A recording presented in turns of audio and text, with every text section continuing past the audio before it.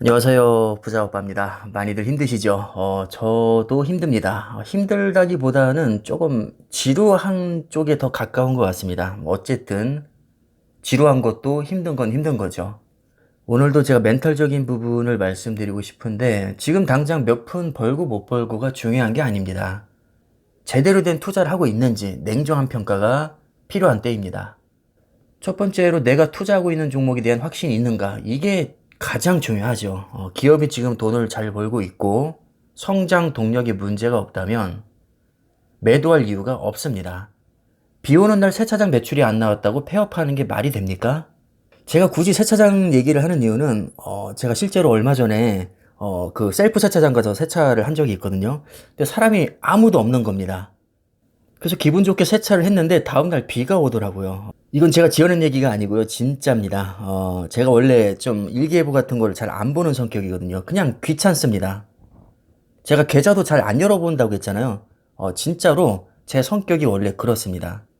비유가 좀 생뚱맞긴 하지만 뭐 맞는 말 아닌가요, 솔직히. 비 오는 날 세차장 매출이 안 나왔다고 해서 폐업한다는 건 말이 안 되는 겁니다. 기업이 너무나도 돈을 잘 벌고 있고 전망도 밝은데 러시아와 우크라이나가 전쟁을 하고 있고 또 인플레이션이 문제가 되고 있고 막 기름값 오르고 연준에서는 금리 올린다고 하지. 자, 이런 것도 세차장에 비유를 하자면 물값이 오르는 것과 비슷하겠죠. 뭐 전기요금이 오른다거나 인건비가 오른다거나 아무튼 외부적인 요인입니다. 가장 중요한 것은 새 차에 대한 수요겠죠. 차가 계속해서 많아지고 있고 특별하게 급감하지 않는 이상 새 차에 대한 수요는 계속될 것이고 사업은 잘 될 겁니다. 그래서 투자에서 가장 중요한 것은 누가 뭐래도 기업에 대한 확신입니다. 두 번째로 말씀드리고 싶은 건 이 정도 하락장은 특별한 것이 아니라는 겁니다. 주식을 하다 보면 몇 년에 한 번쯤 이 정도 하락장은 무조건 옵니다. 특별하게 뭐 공포의 폭락장이 아니고 그냥 몇 년에 한 번 무조건 오는 평범한 하락장입니다. 더 무서운 사실은 앞으로 이보다 훨씬 더한 폭락장이 수도 없이 올 거라는 겁니다. 아마 그때쯤이면 투자금도 훨씬 더 커져 있겠죠. 어차피 언젠가는 얻어 맞아야 할 폭락장입니다. 오히려 투자 사이즈가 더 커지기 전에 지금 조금이라도 더 일찍 경험하는 게 행운일지도 모릅니다. 그래야 자기 자신을 되돌아볼 수 있으니까요. 세 번째로 말씀드리고 싶은 건 주가가 빠지면 더 사고 싶은 종목에 투자를 해야 됩니다. 상장 폐지될까봐 걱정이 되는 종목이라면 당장 정리하는 게 맞습니다. 지금이라도 손절해야 되고요. 종목 선택을 잘못했다는 것을 인정해야 됩니다. 어차피 그런 종목이라면 절대로 장기 투자를 할 수가 없습니다. 네 번째로 주가 폭락으로 당장 생계에 지장이 생길 정도라면 투자가 아닌 투기를 하고 있었던 겁니다. 지금이라도 반드시 바로잡아야 됩니다. 대출이 무조건 나쁘다는 것이 아닙니다. 대출 유무와 상관없이 감당 가능한 수준에서 투자를 해야 됩니다. 예를 들어서 50억자 상가가 뭐 2, 3억 정도 대출 받는 거 뭐 그게 뭐 대수겠습니까? 얼마든지 대출 받아도 됩니다. 자, 그런데 순자산이 마이너스 1억이고 이미 신용대출이 있고 자녀도 2명 있고 월급 600만 원 받아서 빚 갚고 생활비하고 남는 게 50만 원밖에 없는데 2천만 원을 추가로 대출받아서 주식을 한다? 이건 굉장히 위험한 겁니다.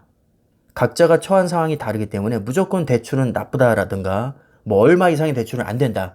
이렇게 단정 지을 순 없지만 중요한 것은 무리한 비투는 절대 안 된다는 겁니다. 그래서 중요한 것은 내가 지금 뭐 투자 사이즈가 얼마든 아니면 대출을 얼마를 받고 있든 그게 아니라 걱정이 돼서 잠이 안 올 정도라면 투자 금액을 줄이거나 포트폴리오를 전면 재조정해야 됩니다. 다섯 번째로 가장 많이들 오해하시는 건데 장기 투자라고 해서 무조건 존버하는 게 아닙니다. 장기 투자도 전략이 필요합니다. 현금 보유는 필수이고 매달 발생되는 소득도 현금으로 이용해야 됩니다. 안정적인 소득원이 있다면 장기 투자에 매우 유리합니다. 기껏 하락에 대비해서 현금 보유를 항시 해두는데 오히려 하락장이 안 오고 계속 오르기만 하면 장기 투자자도 굉장히 큰 손해를 보는 겁니다. 왜냐하면 이럴 줄 알았으면 전부 다 몰빵을 했었어야 되거든요. 내가 지금 여유자금 1억이 있는데 예를 들어서 5천만 원만 넣어놓고 5천만 원은 현금화 시켜놨습니다. 근데 주가가 계속 오릅니다. 당연히 손해죠. 오히려 하락장이 안 오면 더 억울한 겁니다. 그러니까 하락장을 두려워할 이유가 없는 것이고 드디어 내가 현금 보유한 보람이 있구나 하고 과감하게 분할 매수를 들어가야 됩니다. 우리가 하락장에서 주춤하지 않을 거였으면 현금 보유를 할 이유가 없었던 겁니다. 마지막으로 타이밍 매매가 무조건 나쁜 것은 아닙니다. 장기 투자자는 타이밍 매매를 하지 않고 전혀 대응하지 않고 그냥 아무 생각 없이 매수만 한다. 이런 오해들을 많이 하시는데 그렇지 않습니다.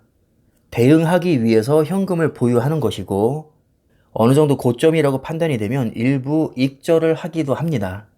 제가 아까 영상에서도 말씀드렸지만 저 작년에 테슬라 익절해서 올해 세금 왕창 두들겨 맞았거든요. 저도 매도하고 스윙 투자하고 포트폴리오도 조정합니다. 이렇게 부분적으로 대응을 하기도 하지만 근본적으로는 가능하면 시장에 항상 붙어 있는 것이 가장 좋습니다. 극단적으로 타이밍을 노린 전량 매도 후 재매수 이런 것은 하지 않는다는 거죠.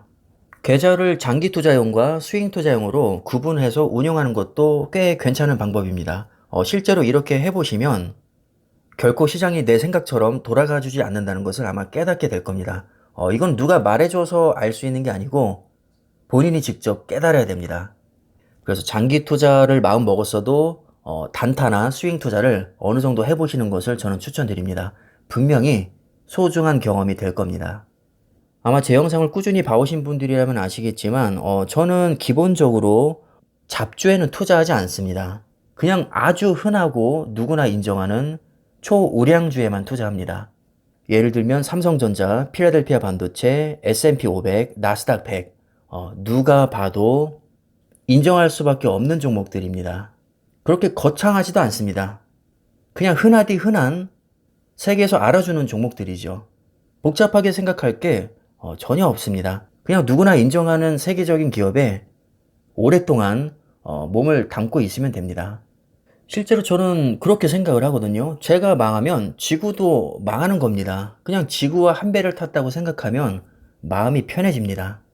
자, 예를 들어서 S&P 500 안에는 500개의 종목이 들어가 있는데 구체적인 종목들을 보면 아마존, 테슬라, 애플, 마소, 메타, 엔비디아, AMD, 구글, 넷플릭스, 인텔, 엑슨모빌, 쉐브론, 페이팔, 퀄컴, 버라이즌, 디즈니, 트위터, 버크셔 해서웨이, 마스터카드, 비자, 뱅크 오브 아메리카, 보잉, 코스트코, 존슨앤존슨, 홈디포, 유나이티드 헬스그룹, 브로드컴, 화이자, 코카콜라, 세일즈포스, 어도비, 웰스파고, 마이크론, 월마트, 시티그룹, 골드만삭스, 모더나, T모바일, 맥도날드, 스타벅스, 모건스탠리, 제너럴모터스, 로키드 마틴, 아메리칸 익스프레스, 리얼티 인컴. 아직 멀었는데 제가 500개 기업을 이게 다 나열하기가 힘들 정도로 세계적인 기업들이 여기 다 들어가 있습니다. 즉 S&P 500에 투자하고 있다는 것 자체만으로도 지구 끝판왕 기업들과 이미 한 배를 타고 있다는 뜻이죠. 그러니까 불안하지가 않은 겁니다.